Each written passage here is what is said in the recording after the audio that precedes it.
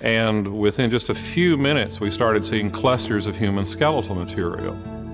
We were really walking on clouds. I mean, it's just unbelievable. It exceeded our expectation. In Central and South Florida, people were bringing their dead back to central locations. There are ancient bog mummies in Florida, 8,000 years old, preserved so perfectly their brains were still inside their skulls. That alone should have been the headline. But when scientists extracted DNA from those brains, they didn't find what they expected. They didn't find a mystery they couldn't solve. They found something far more unsettling. What we found is that in many instances, they had nearly the identical sequence or the identical sequence that spanned the full 1,300 years of this site. An answer that made complete, undeniable sense and yet contradicted nearly everything on record about who first lived in this country, how long they had been here, and what kind of society they had already built. The DNA secret was real, and it is deeply strange. The skull in the water. Steve Vanderjack was not looking for history. He was clearing ground for a housing development in Brevard County, Florida, a job like any other. The pond was black, shallow, unremarkable. Nobody had ever given it a second thought. Then his bucket caught something, and he climbed down to look. The object was round, dark brown, and he took it for a rock at first. Rocks are genuinely uncommon in that part of Florida, which is why he picked it up. He turned it over. It was looking back at him. He called the police. A coroner examined the skull and noted immediately that the bone was stained dark throughout, saturated by prolonged immersion in peat. They were clearly American Indians. There was 8,000-year-old DNA. There was DNA that we could rescue and analyze genetically. This wasn't a recent death. This wasn't a police matter. An archaeologist was needed. Glenn Doran was a young assistant professor at Florida State University, specializing in human skeletal remains. He had been in the field long enough to manage his expectations. He drove out to Brevard County, expecting very little. A small, dark, uninviting pond ringed by scrubland. He walked the perimeter anyway, because that is what you do. Within minutes, he was crouching over clusters of human skeletal material eroding out of the peat banks. Then 4 more skulls, then the teeth. And here is where it started getting strange. The wear patterns on those teeth were extreme. Not from eating, from gripping, from using teeth the way we use tools. Modern people don't produce wear like that. Doran knew, before a single lab result came back, that he was looking at something from deep prehistory. Radiocarbon dating confirmed it. Between 7,000 and 8,000 years old, 5,000 years before the birth of Christ, 3,000 years before the first Egyptian pyramid was laid, 2,000 years before Stonehenge. Doran would later say his team felt like they were walking on clouds. They had expected old. They had not expected this, and the pond hadn't even shown them what was underneath yet. There was a relatively small, little, nasty, water-black pond, and at first glance, it didn't look like a particularly inviting place for an archaeological site. The problem here is the immediate crisis nobody outside the field talks about. The remains were still underwater. The bog held millions of gallons, and anything excavated without controlled conditions would begin degrading within hours of hitting open air. Ancient organic material sealed in an anoxic environment for millennia starts to fall apart the second oxygen reaches it. The team had just found something extraordinary and was now staring down the real possibility of destroying it in the process of getting it out. It took 2 years to solve that problem. 150 well points were sunk into the peat around the perimeter of the pond. Pumps ran around the clock.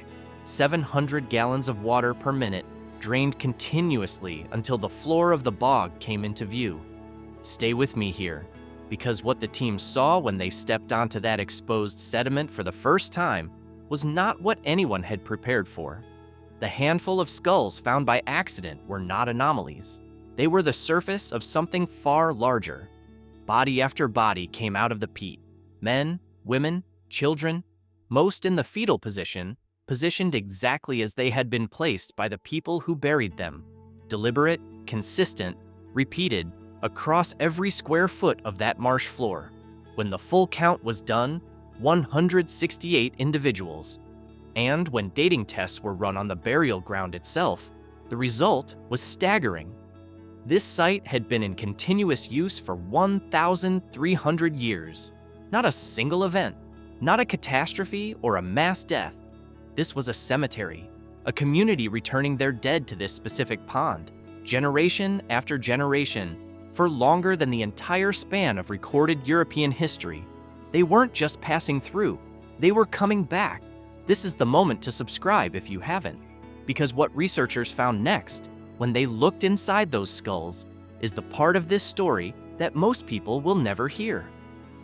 Hit subscribe and keep watching, because the DNA result alone will change the way you see prehistoric America. The bog. The first question every scientist asks when confronted with remains this old is the same one. Why are they still here? Bone is organic. In most environments, an 8,000-year-old skeleton leaves nothing behind. The Florida heat alone should have accelerated decomposition beyond any recovery. And yet, forensic specialists who examined the Windover remains described them as looking like people who had died within the last few years. Here is why, and it matters for what comes next. The pond was a peat bog. Peat is decomposed vegetation, compressed over centuries into a dense, oxygen-poor medium that actively resists the fungi and bacteria responsible for decay. The bodies went in quickly after death, sealed in an anaerobic environment before decomposition could take hold. That alone would have slowed things considerably. But Windover had a second factor that sets it apart from nearly every other bog site on Earth. The peat chemistry was non-acidic. Most bogs are acidic enough to destroy bone over long periods. That is why bog bodies in Denmark and Ireland often retain soft tissue while the skeleton dissolves.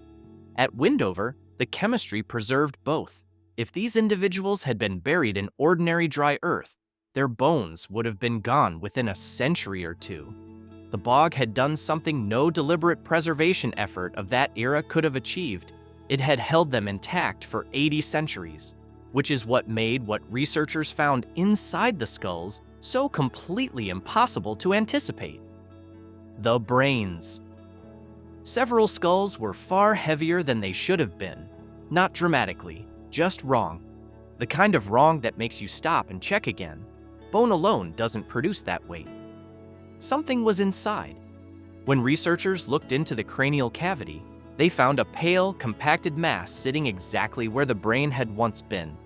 Working assumption, peat intrusion, organic sediment filtering in over millennia, solidifying inside the skull. Reasonable, logical, wrong. One skull, belonging to a woman estimated to be around 45 years old at death, was transported to the University of Florida for MRI imaging. The scan removed all ambiguity. The mass was not peat, it had structure, defined biological structure. When researchers carefully extracted it, the lab went silent. They were looking at a human brain reduced to roughly a quarter of its original size, compressed by millennia of waterlogged pressure, but unmistakable. The folds present, the architecture intact, the cellular structure visible under a microscope. 8,000 years old. 91 brains were eventually recovered from Windover.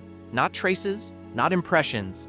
The actual organs in which 8,000-year-old thoughts had formed. And here is the thing that should unsettle you.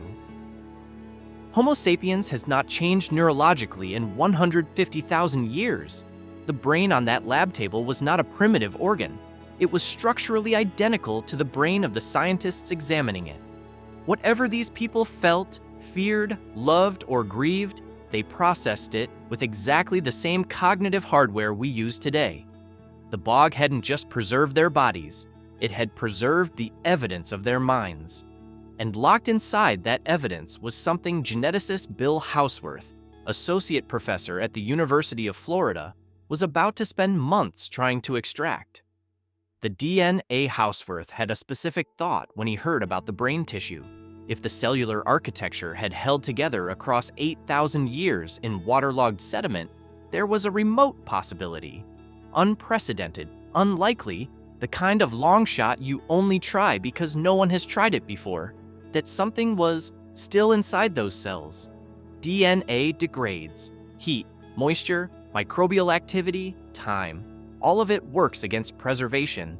The Sahara had resisted ancient DNA extraction for decades. Florida was warmer, wetter, and by every conventional measure, worse. Nobody seriously expected this to work. Houseworth's team mixed samples of ancient brain tissue with enzymes designed to break down cellular material and release any genetic content still locked inside. Precise cycles of cooling and agitation, months of careful, systematic work. The results came back. Positive. Let that land for a second. Human DNA. Not contamination from surrounding vegetation. Not environmental material from the peat. Human genetic sequences extracted from brain tissue sitting at the bottom of a Florida bog since 3,000 years before the Egyptian pyramids were built. Houseworth knew the contamination problem immediately. It is the fault line every ancient DNA result falls into. Modern human DNA from researchers handling specimens can produce false positives. The sequences look human because they are human, just not the human being studied. He mapped the Windover sequences against known genetic profiles across ethnic populations worldwide. The DNA was distinctly Native American in type, specific markers that distinguish it cleanly from European, African, and Asian profiles. Since no Native Americans had handled or processed the specimens, modern contamination was ruled out with confidence. The oldest confirmed human genetic material ever extracted anywhere on Earth at that time. But that wasn't the strange part yet. The strange part was what happened when Houseworth ran the sequences not just from one individual, but across the full 1,300-year span of the burial site. The face. Before we get to what Houseworth found, you need to see who he was looking at. The DNA sequences told researchers exactly what the Windover people looked like. Dark hair, dark eyes, dark skin, a physical profile consistent in every detail with modern Native American populations. These were not a mysterious lost race, not a vanished civilization with no connection to the people who came after them. They were the ancestors. The genetic signature in those 8,000-year-old brains is the same signature running through indigenous American populations today. Not a footnote to their story. The foundation of it. One individual was selected for facial reconstruction, a woman approximately 70 years old at death. One of the oldest people recovered from the site. Her skull was scanned and converted into a three-dimensional model, with tissue depth data drawn from the DNA profile to guide reconstruction of her face. Glenn Dorn had spent 2 decades studying this woman's remains. He knew her bone density, her dental wear, the healed fractures in her skeleton that told pieces of a life story without names. He knew her age at death, her physical history, the care she had been given by the community around her. He had never seen her face. He watched the reconstruction emerge on a screen in real time, the software layering tissue depth, applying features guided by the DNA profile, building outward from the bone architecture he had spent 20 years handling. Dark skin, dark eyes, the bone structure of a Native American elder rendered with forensic precision. When the process completed and the face held still on the screen fully formed, Dorn was quiet for a long moment, not processing data, just looking. 8,000 years collapsed into a single image on a monitor in a university lab. She looked back at a world that had spent 20 years not knowing she existed. That image, her face, that pause, is the emotional center of everything that follows. That reaction, Dorn's silence, that specific pause, tells you something the data alone cannot. This was not an academic exercise. These were people, and what Houseworth's full genetic comparison was about to reveal would make that fact considerably more complicated. The society. The bones don't tell the story you expect. The phrase Stone Age hunter-gatherer comes loaded. Marginal existence, scarcity, survival at the edge. That is not what the Windover skeletal record describes. Some of the men stood nearly 6 feet tall.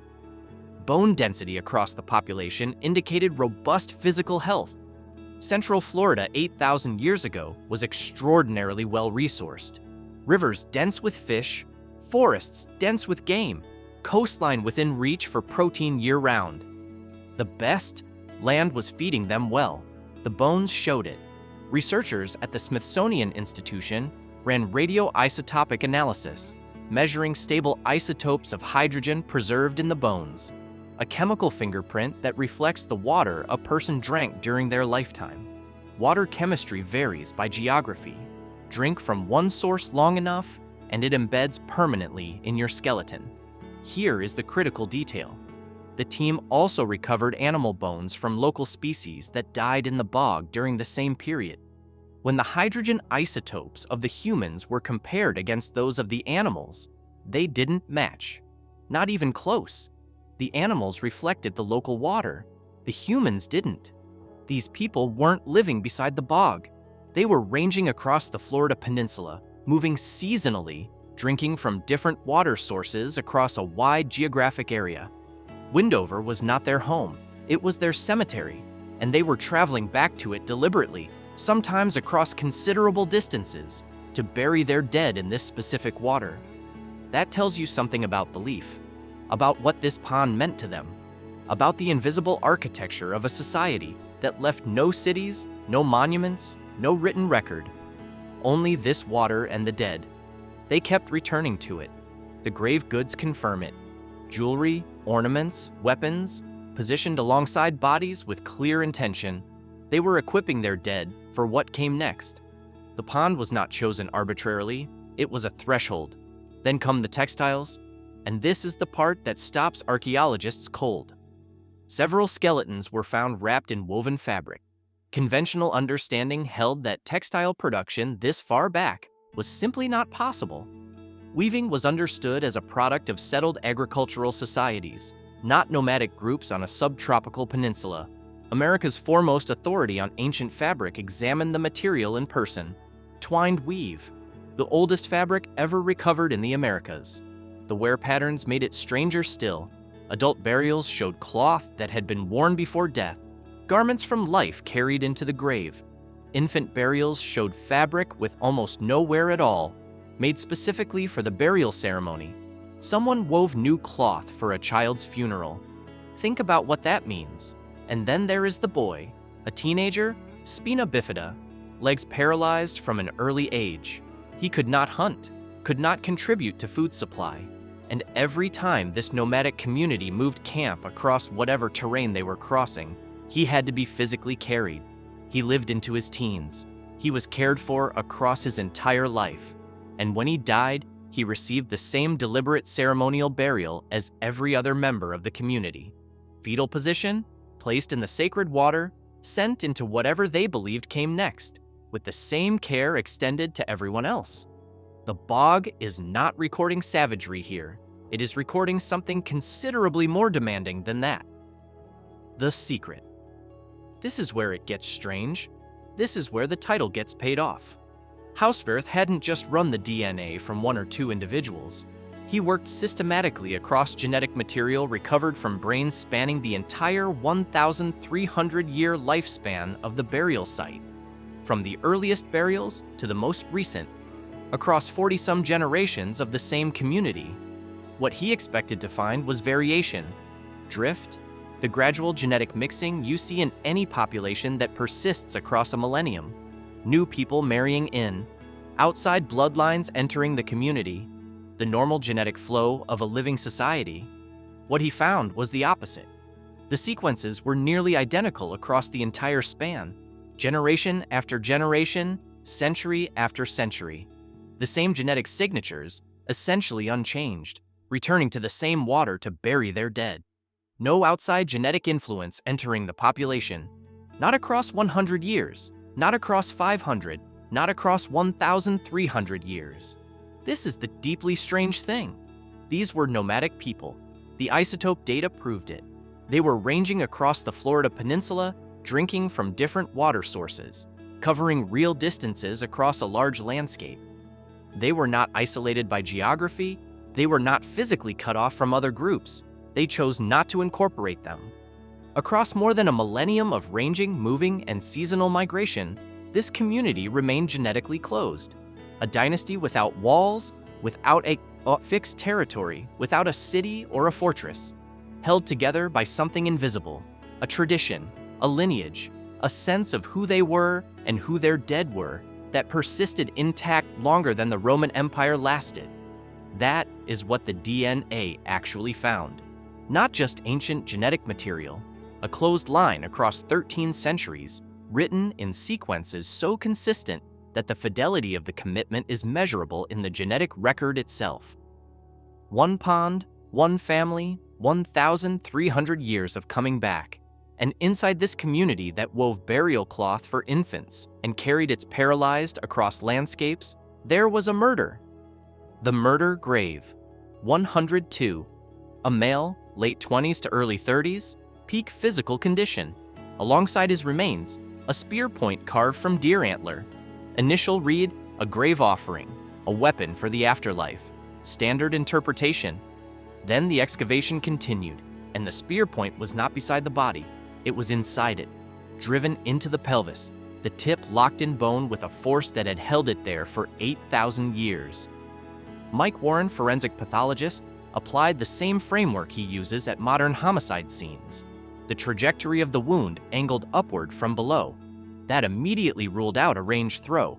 A spear in flight follows an arched descent and enters the body from above. This ran the opposite direction. The man was already on the ground when that weapon was driven into him. The wound showed no healing, death time, or very close to it. But it wasn't the fatal injury. No vital structures were hit. Something else had killed him first. Most likely a spear strike between the ribs through soft tissue, leaving no bone trace. He went down from the first blow. The second was deliberate. Then Warren found it. The skull was gone, not displaced by sediment movement. Every surrounding skeleton in the bog was intact. His was not. The top 3 cervical vertebrae, the bones connecting skull directly to spine, were also absent. Warren delivered the finding flatly, the way forensic pathologists do. The fracture evidence indicated a sharp stone tool, repeated cutting, and applied force to complete the separation. He was decapitated. The head was taken. This was not warfare. Florida at this period was too sparsely populated. Warren's conclusion was precise. The violence was personal. A grudge, a territorial conflict, an individual act of lethal anger taken all the way to its end. Inside the same community that carried a paralyzed boy across the landscape and wove new cloth for infant funerals, one man was hunted, killed, and deliberately mutilated. Both things were true. They always are. The full count. Step back and look at the full inventory of what one drained pond in Brevard County produced. 168 individuals preserved across 8,000 years in an environment that should have made preservation impossible. 91 intact human brains, the oldest human DNA ever extracted anywhere on Earth at the time of recovery. The oldest textile ever found in the Americas, a genetic record spanning 1,300 years of continuous family burial. A forensic homicide case reconstructed without a single piece of modern evidence. Each finding alone would be significant. Together, they are not a collection of discoveries. They are a portrait. The Windover people were not a primitive antecedent to something more developed that came later. They were not a rough draft. They were a fully realized society, operating at a level of social and technological sophistication that the existing models of prehistoric America had not predicted and were unprepared to accommodate. They wove complex fabric. They maintained a sacred site across more than a millennium. They cared for their disabled across seasons of migration. They had belief systems elaborate enough to require deliberate grave preparation, long journeys, and formal ceremony. They had conflicts personal enough to end in decapitation. These were modern human beings, living modern human lives, 8,000 years before anyone thought to look for evidence of it in a Florida bog. The open question. Glenn Doran, who has dedicated his career to this site, has said he will probably never encounter anything like it again. He is almost certainly right. But the questions Windover opened are still active. The genetic continuity Hauswirth documented, that closed dynasty, that 1,300-year lineage with no outside influence, represents a population that had been in the Americas long enough to develop a profile, entirely distinct from the Asian populations they ultimately descended from. the crossing from Siberia to Alaska, the isolation on the Beringian land bridge, the southward expansion as the ice retreated, the slow settling into geographic pockets across the continent. All of that had already happened before the first burial went into this pond. These people were already ancient Americans when they started coming here. How far back that lineage extends, and what other communities existed and thrived across the continent during the same period, remains a genuinely open and actively investigated question.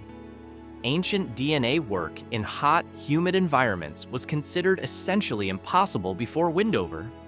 A hard scientific consensus, treated as settled. But the same conditions that seemed to make recovery hopeless turned out to preserve the specimens better than Siberian permafrost could preserve the chemistry. The assumptions were wrong. The methods are improving. The databases are still growing. There are almost certainly more sites like this one waiting to be found, sitting in places no one has thought to look yet. Undisturbed for the same reason, no one ever thought to look at a small, black, completely unremarkable pond in Brevard County, Florida. The Windover people did not know they were the last chapter of a 50,000-year story. The man in grave 102 did not know a forensic pathologist would reconstruct his murder 8 millennia later.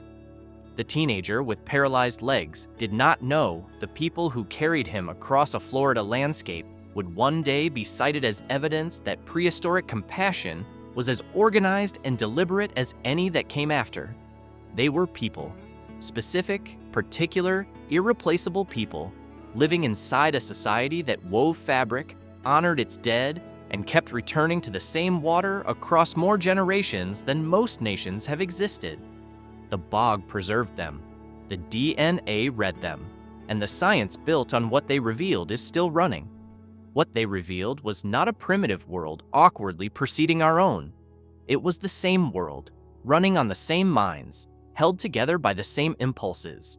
The grief for a dead child that required new cloth, the loyalty to a paralyzed boy that required carrying him, the rage at one man that required taking his head, all of it preserved in peat, all of it 8,000 years old, all of it completely recognizable.